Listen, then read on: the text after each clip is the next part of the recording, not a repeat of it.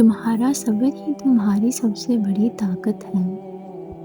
اگر ابھی تک تمہیں اپنی منزل کا پتہ نہیں مل سکا، اس کا مطلب یہ تو نہیں کہ تم مایوس ہو کر چلنا ہی چھوڑ دو۔ اگر تم اب تک یہ جان نہیں سکے کہ تمہارے لیے کیا بہتر ہے اور کیا نہیں، اس کا مطلب یہ تو نہیں کہ تم دعا کے لیے ہاتھ اٹھانا بند کر دو۔ تم جس سے رابطہ رکھنا چاہتے تھے اگر اس سے رابطہ نہیں رہا تو اس کا مطلب یہ تو نہیں کہ تم اللہ سے ہی رابطہ توڑ دو۔ امید انہی کے لیے ہے جو یقین رکھتے ہیں، اور مایوسی انہی کے لیے ہے جو انتظار نہیں کرتے۔ کیوں خود کو اتنا الجھا رکھا ہے؟ ساری طاقتیں تو تمہارے اپنے ہاتھ میں ہیں۔ دعا کے لیے اٹھاؤ نہیں اور پھر دیکھو کیا نہیں ہوتا۔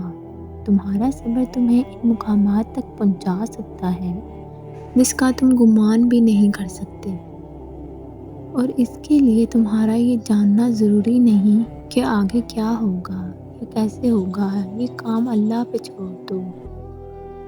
تمہارا کام بس یقین رکھنا ہے۔ ممکن ہے لے کر ناممکن تک، حاصل سے لے کر لا حاصل تک، روشنی اور معجزے تم میں چھپے ہوتے ہیں۔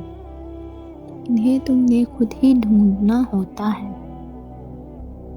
اللہ کوئی بھی کہانی ادھوری نہیں رکھتا، بس انداز مختلف ہوتا ہے، مگر وہ ہر قصے کو پورا کرتا ہے۔ کوئی بھی جگہ خالی ہمیشہ نہیں رہتی۔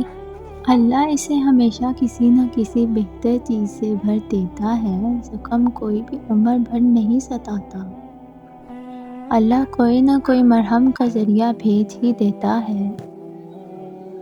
جب وہ کسی کام کے ہونے کا سوچ لیتا ہے تو وہ اس کام کے مکمل ہونے کا اشارہ کر دیتا ہے۔ بس پھر جو ممکن ہو اور جو ناممکن ہو سب ہو جاتا ہے۔ تمہارا رب بہترین خفیہ تدبیر کرنے والوں میں سے ہے۔ اور یاد رکھو کہ تمہارے رب کے لیے کچھ بھی مشکل نہیں۔ وہ تو بس ایک اشارہ دیتا ہے اور چیزیں ہو جاتی ہیں۔